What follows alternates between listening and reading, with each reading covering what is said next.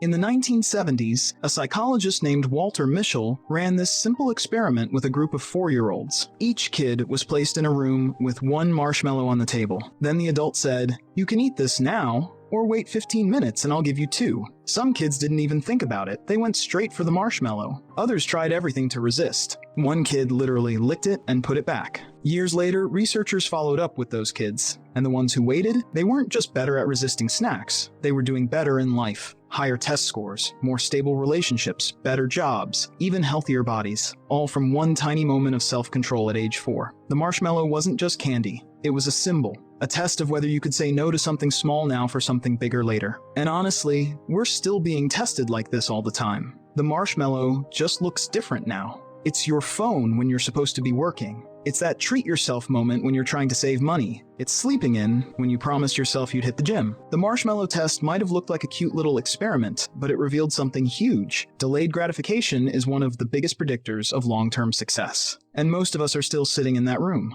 still deciding. So now you're probably thinking, okay, I get it, delayed gratification is good, but why is it so damn hard? The truth is your brain wasn't built for waiting. It's not broken, it's just prehistoric. See, your brain is still rocking the same hardware from thousands of years ago when humans lived in caves, not apartments. Back then, if you stumbled across food, you didn't go, I'll save this for later. You ate it immediately, because you didn't know when you'd find food again. Waiting? That could mean starving. So your brain learned to reward you for taking action now. That same part of your brain is still running the show today. It lights up when you see cookies, when you hear a phone notification, or when you're about to click play next episode. That's why it feels easier to give in than to wait. But there's another part of your brain that can think long term. It's right behind your forehead, called the prefrontal cortex. That's the part that plans stuff, makes decisions, thinks ahead. It's the voice that says, maybe don't eat the whole pizza, or you'll feel better if you just finish this task first. So basically, you've got 2 voices in your head all the time. One is like a little kid that wants fun right now. The other is your wiser, future-focused self who's trying to look out for you.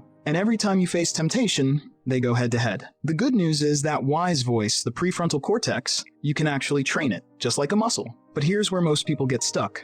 There are 3 sneaky traps your brain sets up that keep you choosing instant gratification, even when you know better. They're slick, they feel logical, but they're total lies. And once you know how to spot them, you take back control. Let me show you exactly what they are, because chances are you've already walked into one today. First one, just this once. You've probably heard it in your own head, right? You're supposed to be working, but your brain goes, I'll just check YouTube real quick, just for one video. Or I'll skip the gym today, just this once. But here's the thing, just this once almost never means once. It's like stepping on a muddy hill and thinking, it's just one step. And suddenly you're sliding all the way down in slow motion with a tub of ice cream. One skipped workout turns into a week off. One YouTube break becomes 2 hours of random videos, and now you're deep in a documentary about otters. Every time you say, just this once, you're training your brain that it's okay to break your own rules. And the next time, it'll be even easier. It's not about perfection, it's about catching that voice in the moment before it pulls you off track. Trap 2. I deserve it. This one is sneaky because it hides behind self-care. You've had a stressful day, and suddenly your brain's like, I've worked so hard, I deserve to treat myself. And there goes the budget, the diet, the to-do list. Look, rewards aren't bad, but when I deserve it becomes the reason for every impulse decision, you're not rewarding yourself, you're escaping. The truth is, you do deserve something better, but that better thing usually takes a little more time, a little more patience. Not a cheap thrill, but something that actually makes you proud after. And trap number 3, future me will handle it. This one is the king of all lies. You've got work to do, but you say, it's fine, I'll do it tomorrow. Future me will be more motivated. Future you becomes this magical, super disciplined version of yourself who somehow has endless energy and perfect focus. But real future you is probably just as tired and distracted as present you. This is how we procrastinate. We hand our problems to a version of ourselves that doesn't exist. We think we're avoiding discomfort, but we're really just delaying pain. Once you start to recognize these traps, they don't have to win anymore. You start seeing them for what they really are. And that's where things get fun. But it doesn't end here, because just knowing about these traps doesn't always fix the problem, right? You need real strategies to train your brain to resist them. Let's dive into 3 simple strategies you can use to start mastering this stuff. First up, the 10-minute rule. Imagine you're sitting there, trying to work or get something done, and suddenly the urge hits you. You want to scroll through your phone, watch that one funny video, or grab that snack. Your brain is screaming, do it now.